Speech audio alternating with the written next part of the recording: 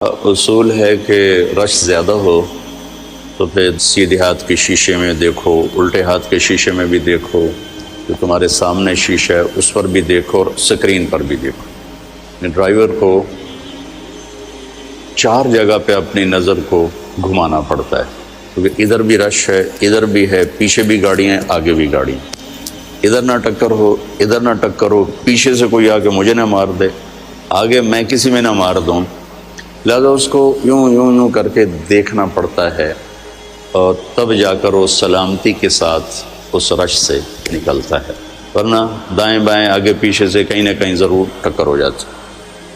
تو ایک دفعہ خود میں نے گاڑی مار دی تھی، وہ نہر پر میں تھا، تو انہوں نے وہ میری پہلی دفعہ نظر پڑی نہر میں، وہ عجب نمونے کھڑے کیے ہوئے تھے اس کے ڈیکوریشن کے لیے، تو میں گاڑی چلا رہا ہوں، ادھر دیکھنا شروع کر دیا، اگلے کے اندر میں نے ماری گاڑی۔ اب آپ کو بہت احتیاط سے آپس میں چلنے کی ضرورت ہے۔ آپ کے استادوں سے ایک بات کر کے آیا ہوں، وہی آپ کے سامنے دہرا دیتا ہوں، اور یہی میرا مستقل موضوع ہے، مضمون ہے۔ میں تقریباً ہر بیان میں اس کو عرض کر رہا ہوں، نجی محفلوں میں بھی، انفرادی دعوت میں بھی، اجتماعی دعوت میں بھی، کہ معاشرے کی جو خوبصورتی ہے اس کا تعلق نہ علم سے ہے، نہ عبادات سے ہے، اس کا تعلق اخلاق سے۔ عبادات ہماری بنیاد ہیں، اس مسجد کی بنیاد نہ ہوتی تو یہ کھڑی نہ ہوتی، لہٰذا عبادات کی اہمیت ایک اور لحاظ سے کہ وہ ہماری بنیاد ہے۔ آپ کی نماز اچھی ہونی چاہیے، خوبصورت ہونی چاہیے، آپ کو تہجد کا شوق ہونا چاہیے، آپ کی عمر ہے کہ اس میں آپ اپنی نیند سے لڑ سکتے ہیں، اپنے آپ سے لڑ سکتے ہیں۔ ہماری عمر تک پہنچتے شاید پھر آپ چاہیں بھی تو نہ کر سکیں، لیکن ابھی اپنے آپ کو، میرا رائمنڈ میں داخل ہونے کا جو شوق تھا نا، اس کی وجہ ایک طالب علم تھا، وہ تہجد مسجد میں آ کے پڑھتا تھا، تو مسجد میں بس آپ سے بھی کم لوگ ہوتے تھے، آپ تو میں نے سنا 400 ہو گئے ہو، تو وہ 250-300 ہوتے تھے 1971 میں، ممکن ہے آپ سب کی پیدائش سے بہت پہلے کی بات ہے۔ وہ آ کے تہجد مسجد میں پڑھتا تھا، اور اتنے خوبصورت نماز پڑھتا تھا کہ اس کو دیکھتے دیکھتے میرا دل کیا کہ میں بھی رائمنڈ کے مدرسے میں داخل ہو جاؤں۔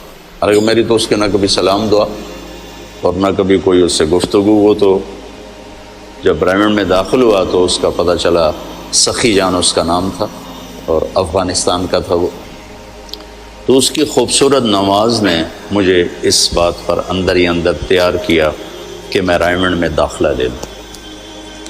تو آپ اپنی نماز کو خوبصورت جتنا بناؤ گے، آپ کی بنیاد اتنی مضبوط ہو جائے گی۔ نماز میں سستی ہوگی، جماعت کی سستی ہوگی، تکبیر اولیٰ کی سستی ہوگی، تو وہ بنیاد کمزور ہو جائے گی۔ ہمارے ایک دوست تھے، دوست نہیں بزرگ تھے، میاں فضل احمد، بڑے ذمہ دار تھے، تو سارا دن مصروف رہتے تھے اپنی زراعت میں، کھیتوں میں۔ ایک دفعہ مجھ سے کہنے لگے، مولانا صاحب 18 سال ہو گئے میری تکبیر اولیٰ قضا نہیں ہوئی، 18 سال ہو گئے میری تکبیر اولیٰ قضا نہیں ہوئی۔ تو آپ تو ہیں ہی ایک 4 دیواری میں، آپ کی کبھی رکعت جا رہی ہو، کبھی تکبیر اولیٰ جا رہی ہو، پہلی صف تو یقیناً چھوٹی سی ہے، لیکن شوق تو ہو کہ پہلی صف ملے، تو یہ اس میں کمزوری آپ کی بنیاد کو کمزور کر دیتی۔ تو لہٰذا ایک تو بیس بنیاد آپ اپنی نماز کو خوبصورت بنانے کی کوشش کرو، یہ آپ کے کردار پر بھی اثر انداز ہوگی۔ ان الصلاۃ تنہی عن الفحشاء والمنکر ولذکر اللہ اکبر۔ اللہ تعالیٰ نے نماز کو ذکر اکبر کا، نماز یہ اللہ کی یاد ہے، سب سے بڑی چیز ہے۔ تو نماز ہماری بنیاد ہے۔ پھر قرآن کی تلاوت، اس میں بجری بھرنے والا، سیمنٹ بھرنے والی، لوہا بھرنے والی چیز ہے۔ صبح شام کی دعائیں، تنہائی کا ذکر، یا چلتے پھرتے جیسے بھی قابو میں آئے، یہ اس کو مزید مضبوط کرنے والی چیز ہے۔ جب آپ کی فاؤنڈیشن مضبوط ہوگی تو اس پر آپ ساری زندگی کی بنیاد کو قائم کر سکتے ہیں۔ تو آپ مختلف شاخوں سے آئے ہیں، کچھ یہاں والے بچے بھی ہیں، عمر کا وہ حصہ ہے جس میں سستی غفلت بھی ہو جاتی ہے، اور کبھی مزاج بھی غالب آ جاتا ہے، سستی نہیں ہوتی، غفلت نہیں ہوتی، مزاج غالب آ جاتا ہے اور اس میں تکاسل شروع ہو جاتا ہے۔ تو میں آپ سب بچوں سے یہ گزارش کروں گا کہ اپنی نماز کو خوبصورت بناؤ۔ نماز کا خوبصورت ہونا آپ کے پوری زندگی کے کردار پر اثر انداز ہوگا۔ جو اللہ کے نبی نے فرمایا جعلت قرۃ عین فی الصلاۃ، میری آنکھوں کی ٹھنڈک ہے نماز۔ تو اس کو آپ بنیاد بناؤ، تہجد کا اہتمام کرو، نوافل کا اہتمام کرو۔